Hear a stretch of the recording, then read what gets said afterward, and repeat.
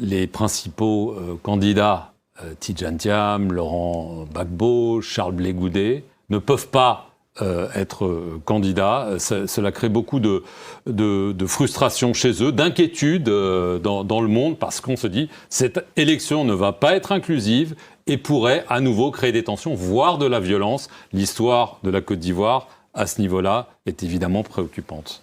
Est-ce que ce sera une mauvaise élection en raison de l'exclusion des principaux candidats? La qualité de l'élection, elle est fondée sur le taux de participation, d'une part, la transparence de l'élection pour l'annonce de résultats fiables. Donc, il faut dissocier la qualité de l'élection et de ceux qui doivent y participer. Vous avez cité ceux qui ne participent pas. Permettez que, en tant que président de l'Assemblée nationale, je sois respectueux de la séparation des pouvoirs. Tous ceux que vous avez cités, pour certains, sont frappés d'interdiction de faire valoir leurs droits civiques. Et pour Tidjane Thiam, parce que pour les autres, Soro, Blé Goudé et le président Gbagbo, c'est ce que je viens de dire. En ce qui concerne Tidjane Thiam, c'est la loi de 1961. Donc, ce n'est pas une loi dédiée, c'est une loi qui existait. Qui n'a jamais utilisée. Qui n'a jamais été utilisée. Sauf pour lui.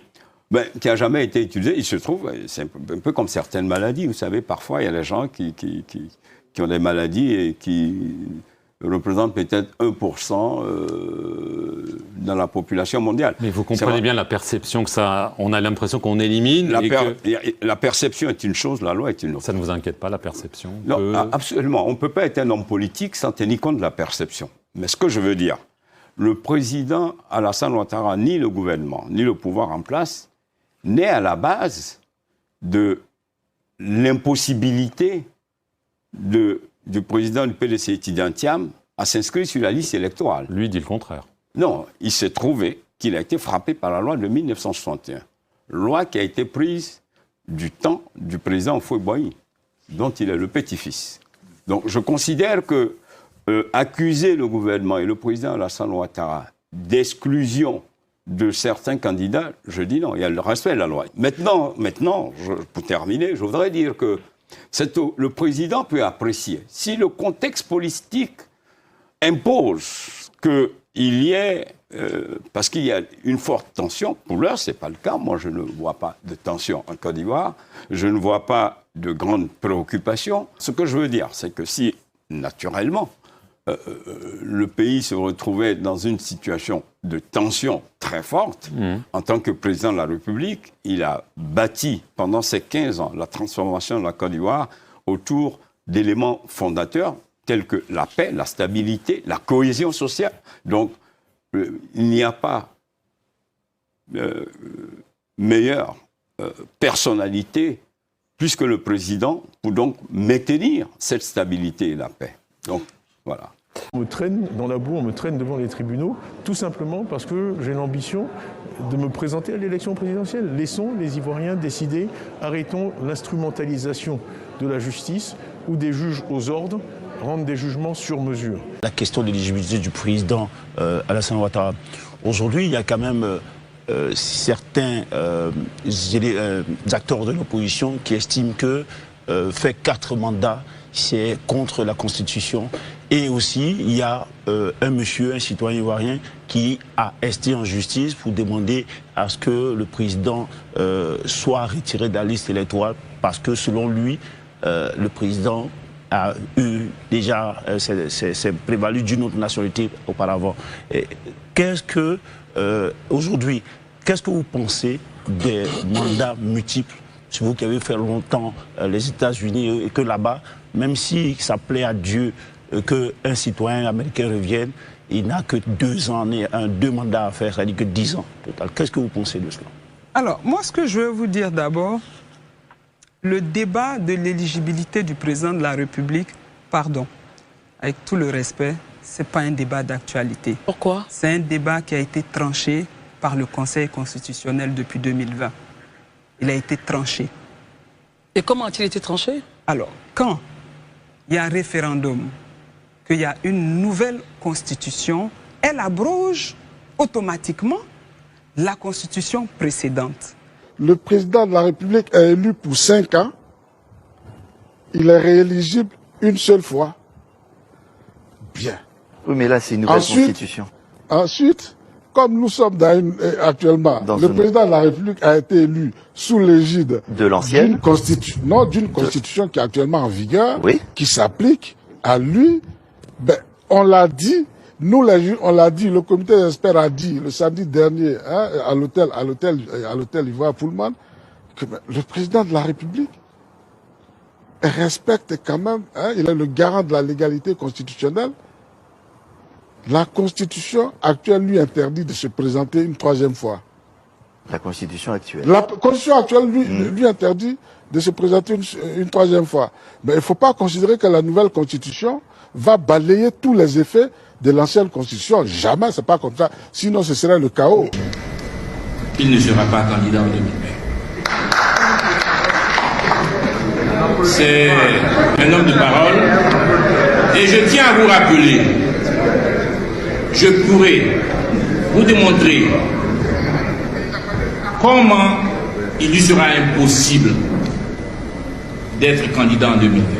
Alors, on ne va pas prendre un seul individu en la personne de M. Alassane Ouattara et retourner l'aiguille de la montre pour le ramener. Cette loi s'applique à tout le monde. Et si c'est le cas, dans ce cas, force reste à la loi, le président de la République est éligible à cette candidature. Ce n'est pas un débat d'actualité. Moi, je voudrais vraiment demander à l'opposition d'être responsable, avec un peu plus de maturité, parce qu'effectivement, c'est difficile d'être opposant quand vous avez un chef d'État comme Alassane Ouattara. Ça vous demande de faire plus d'exercices. Il faut aller creuser, parce qu'il est sur tous les fronts et il réalise. Mais c'est normal qu'il y ait une opposition. Alors, c'est ce monsieur qui a saisi... Qui a été en justice qui a saisi, c'est la Cour constitutionnelle? Je crois, le tribunal. Le tribunal. Mais cela encore vous montre qu'aujourd'hui, la Côte d'Ivoire est un pays de droit. Force reste à la loi de trancher et nous allons suivre le cours, la loi tranchera. Et c'est ça. Et pour vous dire, ces grandes nations comme les États-Unis, mais elles ne sont pas arrivées à ce stade de démocratie du jour au lendemain. Ce sont des nations vieilles de plus de 300 ans. Il y a eu la guerre de sécession en ce qui concerne les États-Unis. Mais ce n'est pas un exemple. Je ne parlerai pas de la France, le pays colonisateur. Sous Napoléon, la guillotine a bien existé en France. Il y a une démarche. Chaque nation a son cheminement. Et c'est vers là que nous sommes en train d'arriver. Nous avons une jeune nation de 65 ans. Et je pense qu'en 14 ans de gestion du président Alassane Ouattara, nous avons fait un bond quantitatif et qualitatif. Je reste sur le point. Vous parliez tout à l'heure que la justice allait la trancher, mais avant même que le président Ouattara ne parte pour le mandat de 2020, il y a eu lui-même qui avait dit qu'il n'était plus intéressé. Mais avant cela, on a vu aussi bien le ministre garde des Sceaux et certains juristes au sein et cadres du RHDP qui avaient estimé que la Constitution était bien claire qu'on ne peut jamais faire un 3e mandat, quel que soit. Et finalement, après, vous avez suivi avec nous plus ou moins ce développement-là. Est-ce que ce n'est pas finalement une interprétation de la disposition constitutionnelle à l'avantage du président pour qu'il puisse rester là? Moi, je pense que tout le monde a une copie de la Constitution. Il faut la lire proprement. Il n'y a aucun schéma calqué. Donc, M. Bakongo n'avait pas suivi. Quand le peuple ivoirien, moi je pense qu'il faut respecter les Ivoiriens, les femmes et les hommes, le 8 novembre, sur toute l'étendue du territoire, une participation massive au-delà de plus de 90% de taux de participation pour la naissance de la 3e République. Le test est là. Le président a certes une volonté, peut-être, de s'arrêter là, parce qu'il a une équipe qu'il a formée, mais les circonstances, et aujourd'hui, c'est un appel de la nation. Le président doit faire don de soi à la nation ivoirienne pour garantir notre sécurité, notre paix et le progrès que nous connaissons depuis 14 ans à une allure fulgurante que nous n'avons jamais connue dans l'histoire de notre jeune nation. Donc moi, je dis que le président, il est éligible. Je ramène tout le monde au test de la Constitution. Donc, monsieur le ministre Cissé Bako n'avait pas bien lu cette Constitution. Le ministre de la Justice n'avait pas bien lu cette Constitution devant le Parlement. Son Excellence, monsieur le Président de la République, a toujours dit qu'il ne sera pas candidat en 2020. C'est un homme de parole. Et je tiens à vous rappeler, je pourrais vous démontrer comment il lui sera impossible d'être candidat en 2020.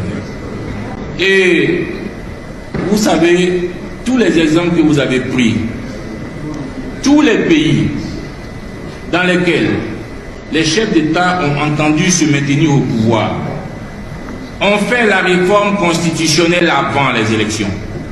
Avant les élections. On fait la réforme constitutionnelle avant les élections, pas après. On fait sauter le verrou avant et on va aux élections. Et donc, je peux vous rassurer, je ne vais pas trahir ou bien violer la règle dictée par le député Sraka en cherchant à vous démontrer techniquement et juridiquement pourquoi cela est impossible. Mais je peux vous rassurer, monsieur le député, cela n'est pas vrai. Je peux vous rassurer. Merci beaucoup. Ils l'ont certainement lu. Ils l'ont certainement lu. Ils ont dit, le président ne sera pas candidat. C'était certes sa volonté de ne pas être candidat. Mais aujourd'hui, le peuple vous appelle. L'économie de notre nation repose sur l'agriculture. Les planteurs vous appellent. Les élus vous appellent, les femmes vous appellent, certainement la jeunesse aujourd'hui. Mais il faut que le président réponde. Il est le père du deuxième miracle ivoirien. Et aujourd'hui, les Ivoiriens en veulent. Ils veulent continuer avec lui. Ils sont rassurés. Quand moi j'ai parcouru la Côte d'Ivoire, les femmes m'ont dit, aujourd'hui les femmes qui ont eu des prêts avec le FAFSI, celles qui ont créé des petites industries. Mais tout est aux arrêts. La seule question qui revient, est-ce qu'on va continuer avec le président? Et bien entendu, ma question c'est pourquoi? On veut s'assurer qu'on va rester en paix.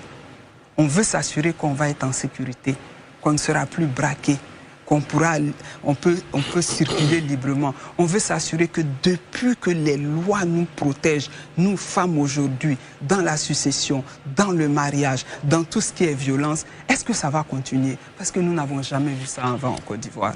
Qu'en pensez-vous très concrètement? Rien que pour les questions de paix dont vous parliez. Vous parliez tantôt de conduire ce pays dans la stabilité. Ne pensez-vous pas qu'il est temps aussi de réfléchir à peut-être permettre à M. Laurent Gbagbo et pourquoi pas à M. Charles Blé Goudé, puisqu'ils sont liés par le même sort, par la même décision de justice, d'être également inscrits sur la liste électorale. Que pensez-vous très concrètement en votre nom, à titre personnel? En toute honnêteté, le président Ouattara est un homme qui est à l'écoute de son peuple. En 14 ans, il y a eu une ouverture de dialogue politique qui s'est déroulée en 5 phases. Et les partis politiques sont des associations privées.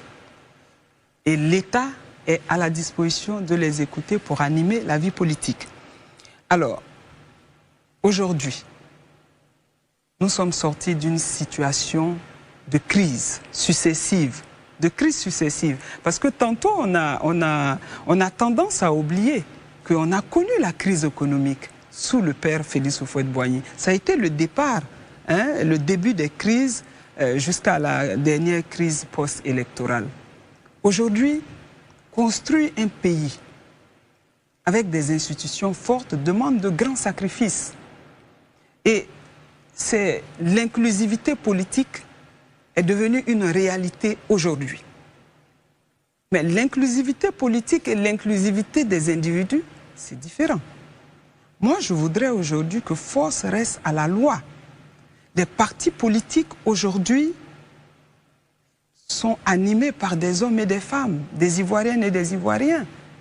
Et si un individu, à la tête d'un parti politique, est en porte-à-faux avec la loi, moi je vous repose la question, est-ce qu'il faut piétiner notre loi par rapport à plus de 30 millions d'Ivoiriens pour 1 ou 2, 3 personnes, alors que c'est des associations privées qui luttent pour un idéal. Ils ont une idéologie. Et nous avons des exemples concrets. La France démocratique. Le parcours du père Le Pen à la fille, à Marine Le Pen, aujourd'hui, qui a un dossier de justice, mais qui a demandé à Jordan Bardella d'être candidat. Mais je viens encore plus à côté, le président du PASTEF au Sénégal. Mais il était populaire. Sonko. Ousmane Sonko. Mais qui a respecté l'institution judiciaire, qui est une institution qui sont les fondations solides d'un pays, et il a désigné M. Diomaye Faye de son parti, qui est aujourd'hui le président de la République du Sénégal. Moi, je pense qu'on ne peut pas vouloir une chose et le contraire. On veut construire une nation forte. On veut construire une nation avec des institutions fortes, où la nation est forte, les institutions ont le pouvoir et les hommes passent. Il y a des sacrifices qu'il faut faire. Moi, je pense que force reste à la loi, et c'est des situations qui se jugeront, c'est des problèmes d'ordre judiciaire, et c'est devant la justice que ça doit se régler. Mais l'inclusion politique est une réalité, parce que tous ces partis politiques ont participé au dialogue politique, ont siégé à la commission électorale indépendante. Donc je pense que la Côte d'Ivoire est sur la bonne voie pour la majorité. Vous parliez de dialogue politique. L'opposition, bien évidemment, nous y sommes. L'opposition réclame encore le dialogue politique. 5 ans, 5 fois, vous avez dit, il y a eu des dialogues politiques en 5 phases, en 15 ans de pouvoir. Y a-t-il à compter le nombre de discussions que devrait demander une opposition dans l'exercice du pouvoir d'État d'un parti au pouvoir? Si tel est que l'opposition réclame toujours la table de discussion, est-ce que le parti au pouvoir n'est pas habilité à toujours écouter son opposition? Pourquoi refusez-vous de rencontrer votre opposition? C'est aucunement un refus. Écoutez, il faut être réaliste. C'est loin d'être un refus. Vous savez, il faut avoir la compréhension nette et claire de la politique. Nous nous inspirons. Certains politiques, moi-même je l'ai lu, Le Prince de Machiavel. J'ai lu aussi. Le livre rouge de Mao Tse-tung. Bien sûr, l'art de la guerre. Mais quand on s'inspire de ce genre d'idéologie et de pratiques, il faut le mettre dans son contexte géographique et territorial. Nous sommes en Afrique. Ici, c'est l'Afrique. Nous sommes des Africains. Et ce qui compte le plus pour l'Africain, c'est la parole. La parole est sacrée. Vous ne pouvez pas dire une chose le matin et dire une autre chose le soir. Développez mieux, Madame la Ministre. Parce que le dialogue qui est demandé, la conclusion du dialogue et d'autres éléments du parrainage et tout le reste, ce sont des propositions de l'opposition, en accord avec le gouvernement. Ça a été validé ensemble. La question du parrainage, vous dites? Oui. Bien sûr. Le parrainage, la demande du dialogue politique à 6 mois, à quelques mois des élections, quand on sait que techniquement, après un dialogue politique, c'est pour peut-être entraîner des changements, alors que le parrainage est déjà lancé jusqu'en août. Mais techniquement, ce n'est pas possible. Mais l'opposition réclame ce dialogue depuis des années, madame. Ah non, mais nous nous sommes entendus sur certains points. Moi, je pense qu'il faut que nous mettons la Côte d'Ivoire en avant. Moi, je pense qu'il faut mettre les Ivoiriens en avant. Moi, je pense qu'il faut chérir cette paix. Il faut chérir cette stabilité. Et il faut vraiment, en tant que politique, faire ce qu'on dit. Et quand on dit, on le fait. Et c'est en cela que le président Alassane Ouattara est au-delà de la mêlée.